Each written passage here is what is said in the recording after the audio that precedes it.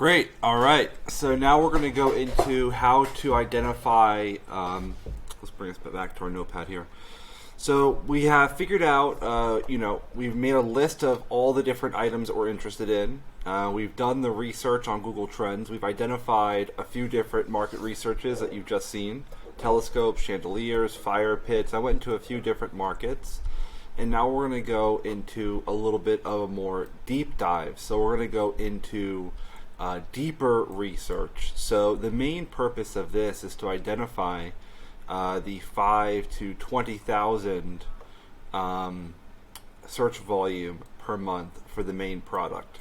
So I've identified the main product. So let's. I'm going to go through the different examples that we've already gone through in the previous video.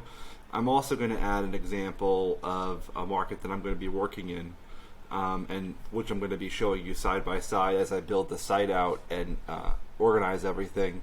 So it has a multiple interest. I'm making a new site as well as showing you how to do it. So it's the exact follow through and the exact steps that I'm doing.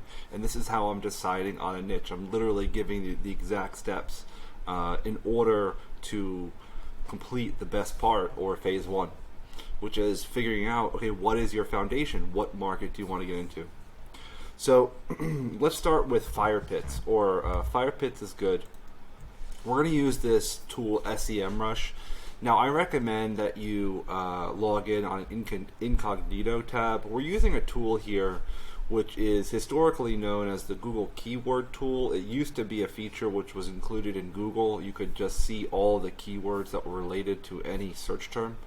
With this, in this case, it used to give you the data like monthly searches and give you a little graph, and it had a lot of data just within Google AdWords. They've since kind of phased that feature out, so most people will use SEMrush.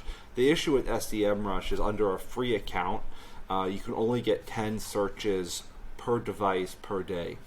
So you can't really go crazy on the free one. What is interesting is they generally offer a 2-week or 1 week or 30-day free trial.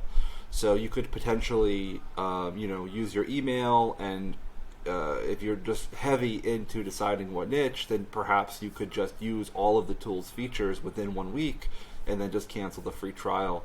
I recommend in that case using like a virtual card or something where you don't find out 3 months later it's been charging you. But so in this research, I do currently have a paid plan, but I want to do this like as straightforward for someone who's brand new.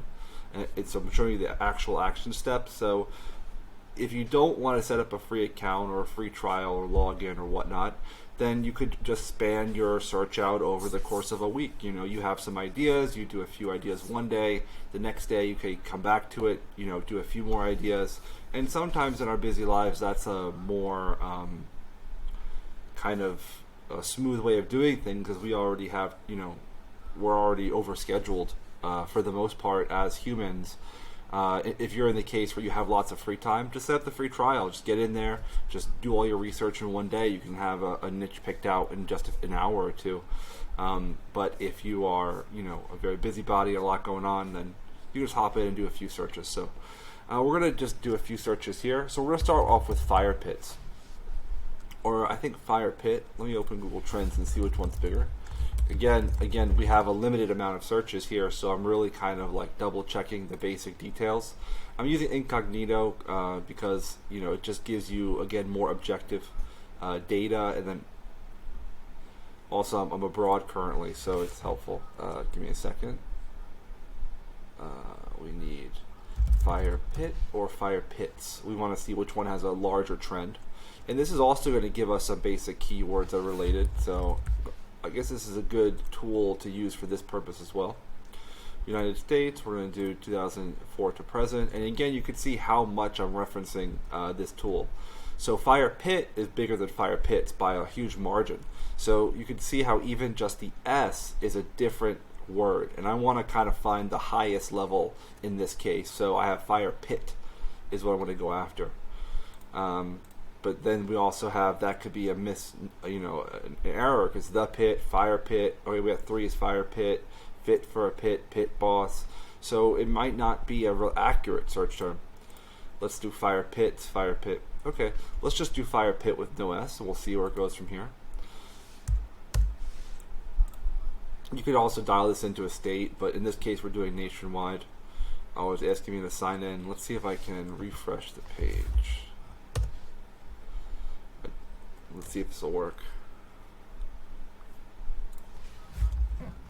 Okay, so if we go to this page, we want to go to projects, just click on the home, and then here we go, this should work. Fire pit.